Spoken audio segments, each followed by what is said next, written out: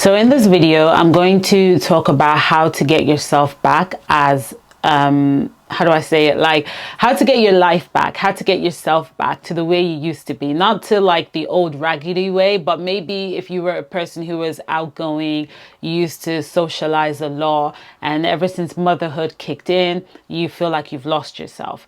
Okay, because one thing that people don't prepare you for, or people don't tell you, is the fact that you can lose yourself during motherhood. You can lose yourself for years, and it might take you, like some people, it might take some mothers 20 years to realize that they've actually lost themselves, and they don't know how to get themselves back. When I mean lose yourself, what I mean is you no longer feel like you're living your life, but rather you're making sacrifices every single day for your children, and you're not making any for yourself. You could feel like you've gained so much weight. Obviously, when you just have a baby, you will have like an extra tummy or a food pad, that's norm. But maybe the last time you had a child was 3 years ago, and you've gained about like 60 pounds or 70 pounds. Like you don't even know yourself when you look at yourself in the mirror anymore. Maybe there's a way you used to be stylish. You used to, buy a lot of jewelry for yourself. You used to go shopping for yourself. You no longer do that. You spend all your money on your kids. These are ways that mothers tend to lose themselves. And if you don't know how to get yourself back after the first child, there's a high chance you're going to lose yourself permanently when you continue to have more children, because there is a strategy and there is a way to doing it. What's really funny, looking back at my life when I had a child at 16, was that I kind of like lost myself a little bit. Like I think after I gave birth, I lost myself for like maybe 2 years. Okay. And then after the 2 years, I gradually got myself back when I realized that, wait a minute, something ain't right here. I got myself back. So in this video, I'm going to explain certain things to you, and then I'm going to tell you how to get yourself back in the midst of motherhood. So this can be applied to anyone who's just a new mother. Even if you don't have kids and you intend to have kids in the future, this video is going to be really, really helpful for you. And if you're someone who feel like you've lost yourself for so many years, you can still get yourself back as long as you are breathing and God has, protected you for you to see another day. There's definitely a way for you to get yourself back. So if you see me looking down, I'm just looking at my notes. I don't want to forget anything that I'm about to say. Okay. So one thing about me is I don't make motherhood my whole identity. And this is probably the first step to how you actually lose yourself, is when you make motherhood your whole personality, you make motherhood your whole identity. And what do I mean by that? When you go out, to socialize, you're always talking about your kids. I see mothers do this a lot. You go to work, you talk about your kids so often that when people ask you, oh, what are you doing? You don't mention anything about yourself. You just talk about your kids.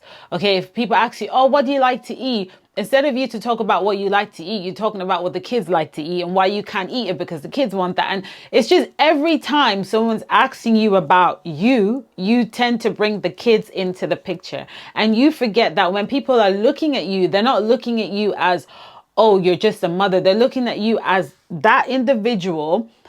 Plus, she's a mom. Do you get what I'm saying? So when you look at me through this, through the video, the camera, or whatever, you're looking at me as, oh, this is Damilola, right? You're not looking at me as, oh, Damilola, my son's name is Daniel. So you're not looking at me as, oh, Daniel's mom. You're looking at me as, this is just Dami, because I'm not here with my son. You're just seeing me and me alone. So when you make motherhood your whole personality, you're always talking about your kids. Every time people say, oh, let's chill out, you always bring up the kids. When people ask you how you doing, you're talking about the kids. When people ask you, what was your childhood experience like, you bring the kids into the picture. You need to stop doing that. Okay, you need to stop doing that. Me growing up, I don't know what it is, but when I go out of my house, I'm not the type of person to talk about my kids all day, every day. I'm just not that person. Because I don't make it my whole identity. Yes, I am a mom, plus I am still Dami. I am still me. Do you know what I mean? I still have my own personality. I am still an individual. So I don't always talk about my kids all the time. I work in a corporate job, and one of the biggest things I see people do is talk about their kids all day for the whole 8 hours that they're in the office. And sometimes it can get very, very annoying, because truth be told, a lot of people are not really interested in your kids like that. So that's one of the steps that's something that people do. And then it's a sign that you're slowly losing yourself, because you're not really focused on you. You're so focused on the kids. Now, when you have a newborn, obviously in the first 9 months of a newborn, you are really focused on the kids, on the baby, because the baby is so fragile. The baby needs your attention. And for single mothers, you don't really have a partner who's with you to look at the baby while you do your makeup, while you do your hair, or while you take a shower, whatever. So it's pretty much you having to split all your time into half. So the first 9 months, you really need to embrace motherhood at that point. You really need to put attention on your baby. But one thing I do want to say is this.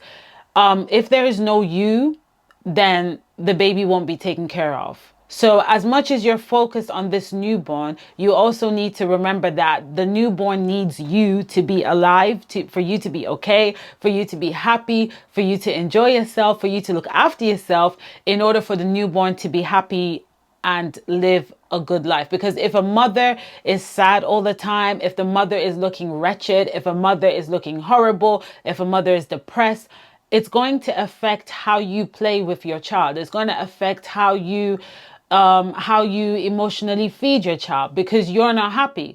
So as much as you're focused on this newborn, and you're excited about this newborn, and you're looking after this newborn, you have to remember yourself. Obviously, at the newborn stage, you might not have time to get your nails done. You might not even have the money to get your nails done. You might not have the time to get your hair done. And that's okay. That's all okay. You can just put that hair in a bun. You can just wear the minimum jewelry you want to wear. You can throw on some leggings with a little crop top. That's all okay.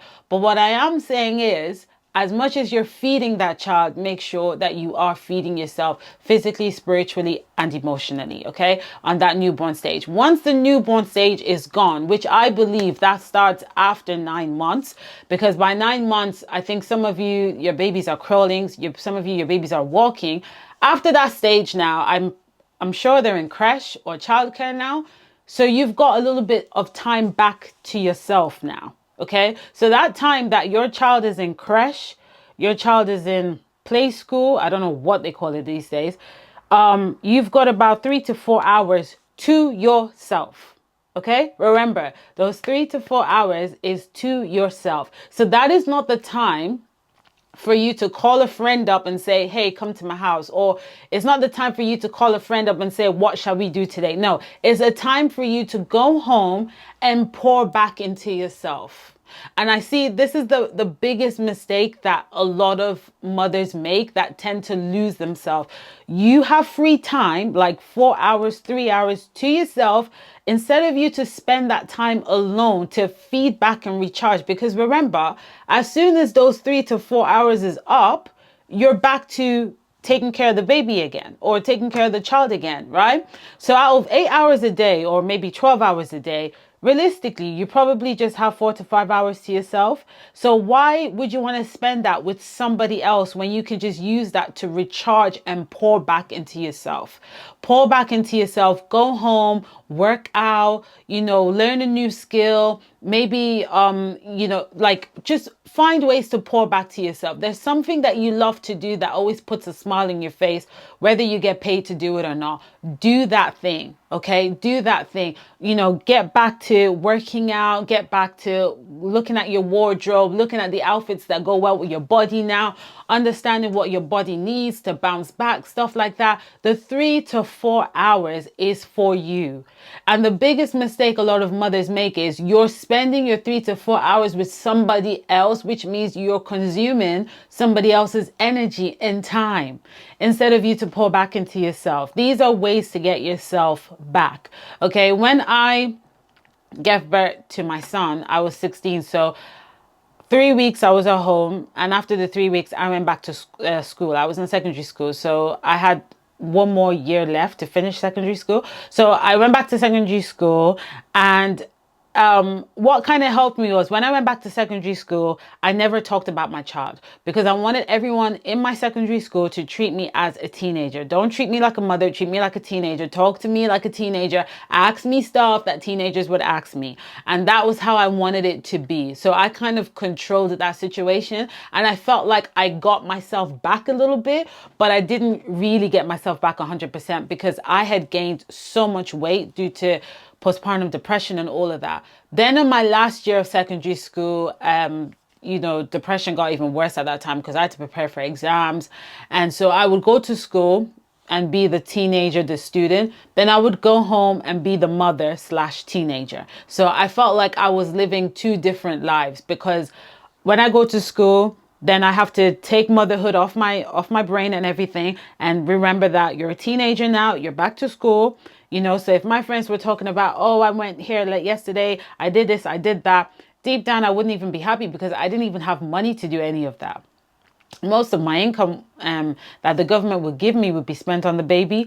And so a part of me felt sad, but a part of me felt happy that I could still be surrounded by people like my own age, and I could still relate to what they were talking about. I didn't feel like, oh, I had to go look for another mother and just isolate myself to people who've had kids already, right? So that was, in a way, that kind of helped. And then when I was done with secondary school, and then I had to go to uni, at that point, I felt like, okay, I'm starting to kind of get myself back a little bit because with uni, when I started uni, I had a little bit more income to myself, and when I started uni, my son then I think he started primary school when I started uni, so I had more hours to myself. And what I would do is I would take myself out to shopping. I would go shopping alone.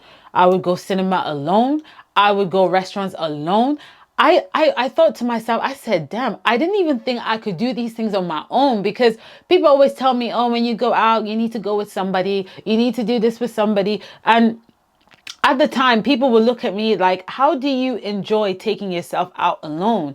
And I enjoyed it because when I go home, I know that I'm surrounded by family and I have to go back to being a mom for the next 4 or 5 hours in the evening. So for me, whenever I can go out alone, I felt like I was recharging. I felt happy. I felt free because my son was in school. So I had hours back to myself, and I would never call a friend up and say, hey, let's go places together. I hate going shopping with friends. I just hate it because I have to now consider what you want. I have to consider that you might not, have money or you have allergies or whatever. And I just didn't want any of that because when you have a kid, you have to deal with that anyway. So why would I want to deal with another human being like that when I could just go on my own? And I enjoyed it so much. And I didn't even realize that was how I was getting myself back. I didn't realize. I just thought, oh, you know what? I just feel free.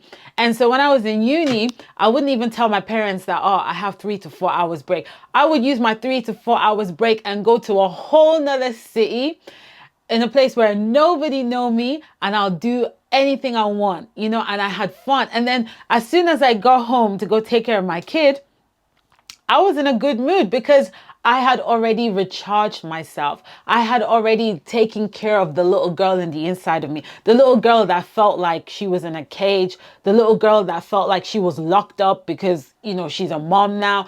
I was taking that little girl out on adventures, and I didn't even realize I was doing it on a subconscious level. So this is why I'm telling you now that when your kid now gets back to primary school, creche, play school, whatever, the few hours you have to yourself, spend it on yourself. Now, in some situations, some mothers do go back to work straight away when the kids go to childcare, when the kids go to creche. And what I would say in that regard is, personally, I feel like if your child is not in primary school, you shouldn't do a full-time job. That's just my opinion. We all are entitled to our own opinion, but that's just my thing because what I find is if the child goes back to school, if the child is not in primary school and they're in creche or nursery, whatever you call it, there's a high chance that they're gonna constantly call you while you're in work. Oh, your child is having a cold. Oh, your child is sick. Oh, we think your child just got this infection. Blah, blah, blah. And you're in and out, in and out. And it's just stressful. It's just stressful. You see me, I am the queen of living a stress-free life. If you need advice on how to live a stress-free life, I will give you that advice. When my son was not in primary school, I was obviously in school. My parents were helping me out, but I wasn't working. I had no income. I had no income. My mom was helping me out a little bit. And you know what? I kind of preferred it that way because I wasn't so stressed. I was going through depression because I couldn't have anyone to talk to, but I wasn't so stressed out, if you know what I mean. And I just thank God that I did not move out of my parents' house at that time, because that in itself would have been stressful with a newborn all on my own. So what I would say is whenever you have a few hours back to yourself, if your child has gone back to primary school and you have like, you know, in primary school, they spend about what, 6 to 7 hours, I think. You have that 6 to 7 hours all to yourself, woman. So spend it on yourself, recharge yourself, take yourself out, do things alone. This is how you get yourself back, is when you do things alone. I am so grateful that I was bold enough at 17, 18 to go places on my own, to go shopping on my own, to go restaurants on my own.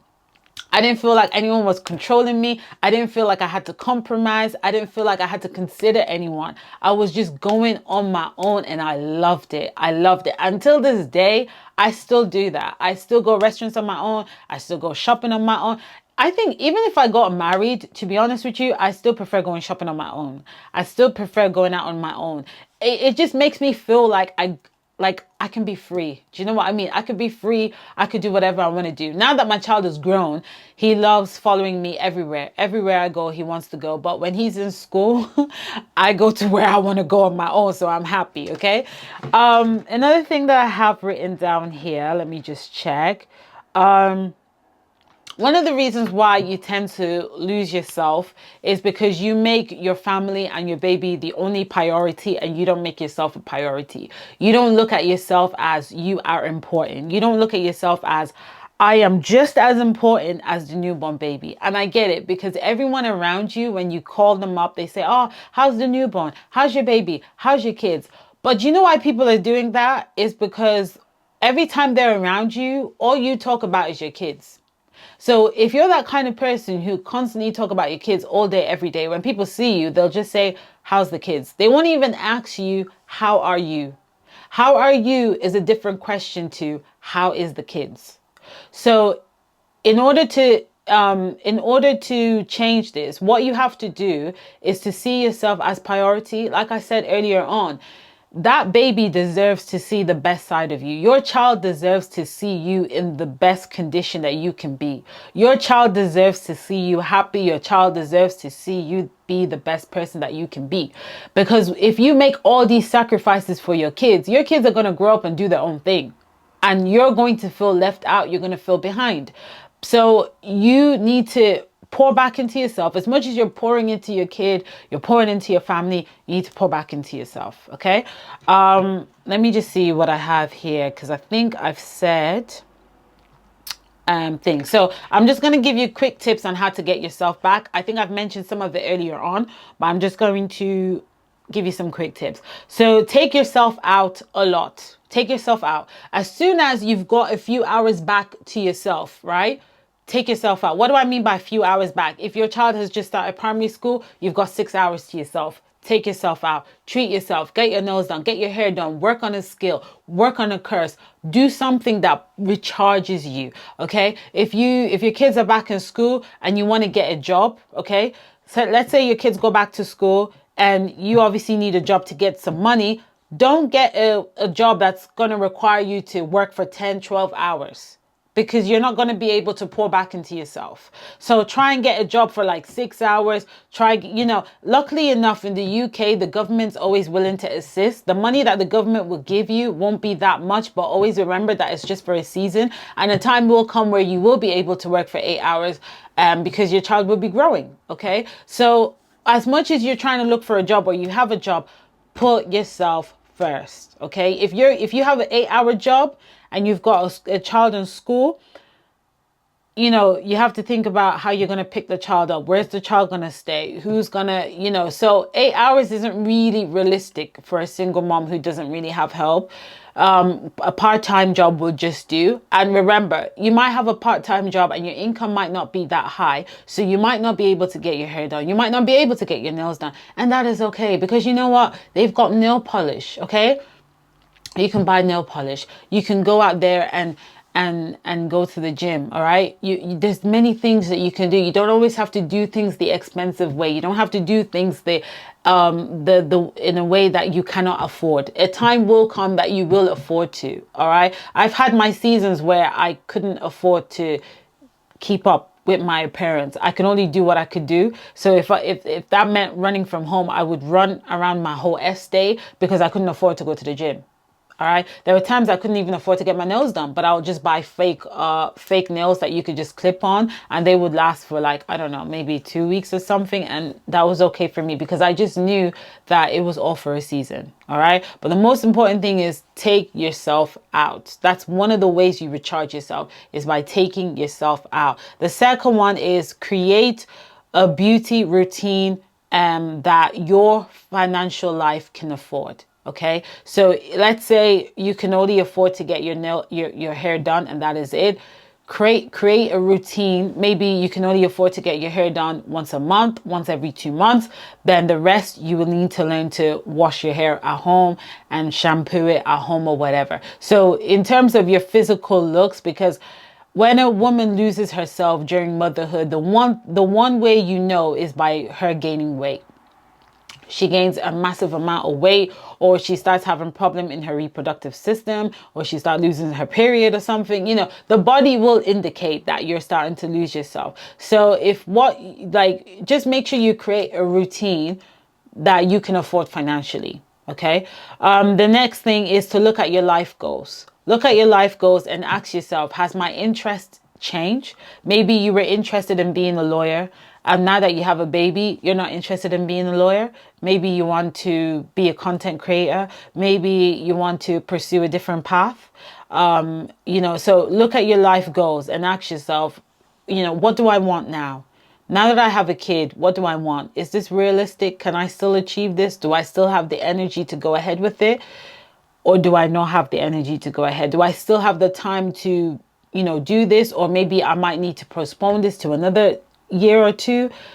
Just be realistic. The next one, which I think is crucial, is spending time with God. I honestly believe that it's important to have faith in God.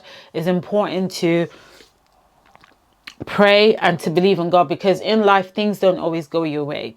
And when you have a relationship with God and things don't go your way, God will do something better and bring better things your way. So I truly believe a relationship with God, being prayerful, having faith is truly what gives us strength to keep going every single day. So that's really it for this video. I hope this video has inspired you. I hope this video has helped you to bounce back, get yourself back, get your life back, and to understand that motherhood should not be your whole personality. There is more to a woman than just being a mom. A woman can be multiple things than just being a mom. So that's it. See you all later. Stay blessed and stay beautiful. Bye.